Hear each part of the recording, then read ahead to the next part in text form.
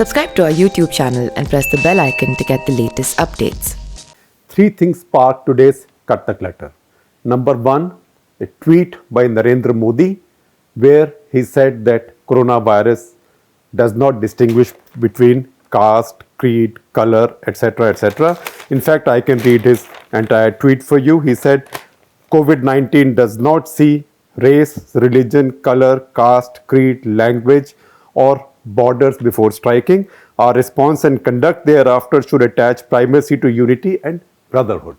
Now, this on the surface would look like one more platitude, something that came out of nowhere, but it didn't. It came in because there is a context, and that context lies in the next 2 points. I said three things sparked this. This was first. The other two are, one, there was a statement from Organization of Islamic Countries talking about the status of Muslims in India. Now, OIC and India have had a complicated relationship and complicated fraught relationship in the past. In fact, in 1969, there was a kind of a break between India and OIC over, as usual, as you would expect, the Pakistani connection. 50 years later, we had acknowledged this last year in a Cut the Clutter, that India turned the clock back fully because India was invited again as an observer at OIC. Pakistan objected, even threatened to boycott if India was invited, but OIC stuck to its word and did not disinvite India. So that was seen as a big improvement in India's relations with the preeminent Islamic multinational body. Now they issued a statement. Statements on Kashmir are okay.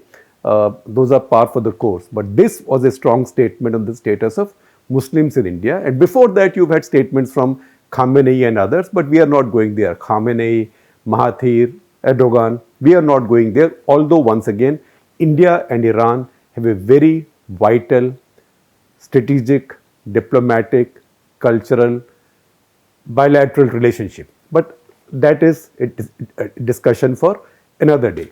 So that was the second thing. Third thing that happened was there was a strong social media pushback. And that came for a bunch of reasons. In fact, that itself, this third point came because of three reasons. What are these three reasons? One is a man called Tejasvi Surya. Tejasvi Surya is a very young MP of the BJP from Bangalore South. In fact, BJP surprised everybody by choosing him for the ticket to contest from the seat which their prominent leader and minister Anand Kumar used to represent in the past. So he was put up from there, even though Anand Kumar's wife protested because she had presumed that she will get the ticket. He's been a very prominent MP. He's very popular because he's very articulate. One of the things that catapulted him to that level so quickly at such a young age in his 20s was that he was a social media star.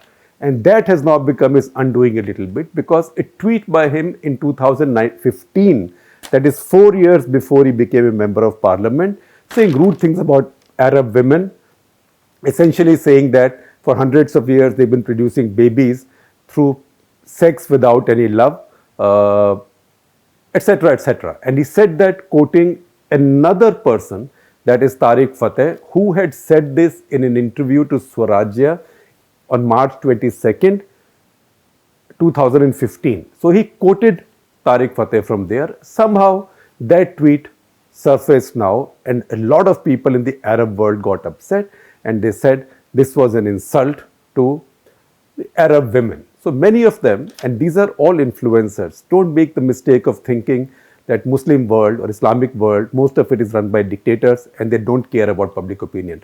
They also have social media now. So public opinion matters there as well. Not as much as in classical democracies, but still it's not a non-factor. Particularly when this comes from influential people there or people who in the world of social media are described as influencers. So influencers hit back. Tejasvi Surya was the one provocation. The second provocation was a lot of the campaign that has come up in India, particularly on social media. And in this, many responsible people have also got involved, particularly responsible people seen close to the BJP or close to the Modi government or its favorites, who've been attacking the Tabligis and Muslims as if coronavirus is an Islamic virus, as if it's a gift of Indian Muslims to India, or frankly, as if it's a gift of the Muslims to the whole world. And this has gone on for some time. And there, people get carried away on social media. They don't realize that they have to be responsible on Twitter as well. So some gentleman called Upadhyay, Saurabh Upadhyay, put out a tweet in Dubai. He works in Dubai, saying rude things again about Muslims, and that got a very sharp response from several people, including from a very prominent person in the Gulf called Princess Hind Al Qasimi.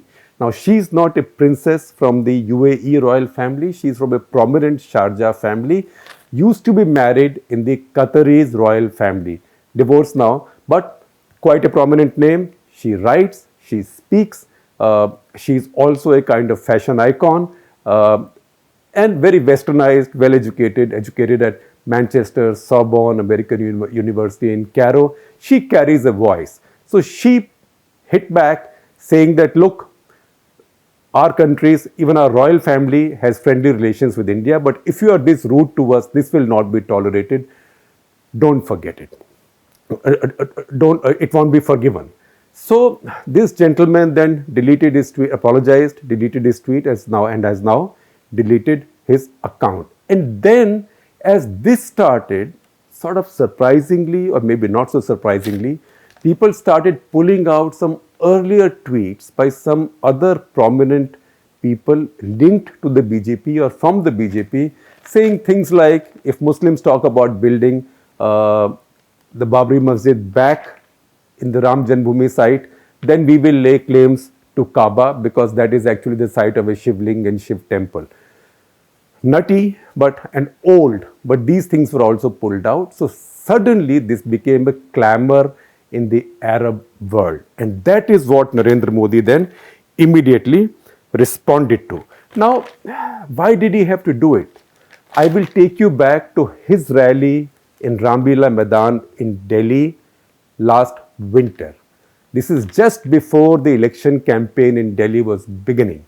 And in that rally, he actually made out quite an outreach to the Muslims of India and Muslims of Delhi in that case. And he said, essentially saying that, why do the Muslims need to fear me and the BJP? Think, all this while people exploited you to get your votes by scaring you of BJP and the Hindus. I have nothing against you. If I had something against the Muslims, why would I get the highest national honors in so many Muslim countries? And it is true, he got the highest Muslim honors in so many Muslim countries, including the UAE, Saudi Arabia, etc., etc. He has built very good friendships with those royal families or ruling cliques and ruling families. One of the great achievements of his 6 years so far, foreign policy achievements, has been the kind of linkages he has built in the Middle East, in spite of being from the BJP and in spite of being from the right of the BJP. He's not even, he doesn't even come from the same place, same centrist place in the BJP where Vajpayee came from. He comes from the way to the right of Vajpayee, yet he has gone ahead, he's made these friendships, and those friendships have achieved a lot. If anything, he's used those to outflank Pakistan completely in the Islamic world. For him and for India, these are very important relationships. So while it may be useful either for cheap thrills also, or for making your base happy or consolidating the Hindu vote, that your followers keep on attacking Muslims and Islam all the time, the use by date on that is now over. Because now, until now, you were getting away with it, or India was getting away with it under Modi, because protest, if at all, was coming from Indian left, Indian liberals, Indian free press, or Indian Muslim intellectuals. Now it's become pan-Islamic, not just in countries which are seen traditionally to be hostile to India, or in organizations which are seen to be hostile to India, not even Ilhan Omar in America. This is now coming from mainstream Muslim countries that India is friends with. how valuable that friendship is and how good that friendship is, I will just give you one example. India is the one country whose airline is allowed to fly over Saudi Arabia to go to Israel. Israel is a country that most Arab countries don't even formally recognize. But they've looked the other way because they've seen even Israel and Arab countries have improved their relationship. But once again, Israeli establishment will not be seen to be saying anything as rude about Muslims as you've seen, say, Tejasvi Surya here or Tariq Fateh or any of these people. So I think this tweet from Narendra Modi is an indication that he thinks that this has gone on too far. Because if you look at the Islamic world, there is no such thing as the Islamic world. Some people like to say the Ummah, it's a concept, but Islamic world is very divided. It's divided on the basis of politics, on the basis of race, on the basis of culture, Persians and Arabs and Turks. It's divided on the basis of sects, Shias and Sunnis and more. But the largest group there is the Arab group. The largest and the most powerful group is the Arab group. After that, if you just go by numbers, then it's Indonesia, Pakistan, India in terms of the population of Muslims. Indonesia, Pakistan, India, Bangladesh. But the real power today in the Islamic world lies in the Middle East. That is divided between Iran and the Arab world. India has traditionally had pretty good relations with Iran. There have been some strains lately, but I think those are being fixed right now because both sides have too much of a stake with each other not to let these things go out of hand. But in the Arab world, where Pakistan had always found preference and India was seen with suspicion, the repair work in our relationship has been so phenomenal that now to use it, as I said earlier, for the benefit of cheap thrills for your base is not going to work. So I think the line has now been drawn on that. It's a welcome change, and hopefully we will see a cooling down of this attack, completely gratuitous, uncalled for, unfair, and frankly anti-national attack on an entire community of Indians.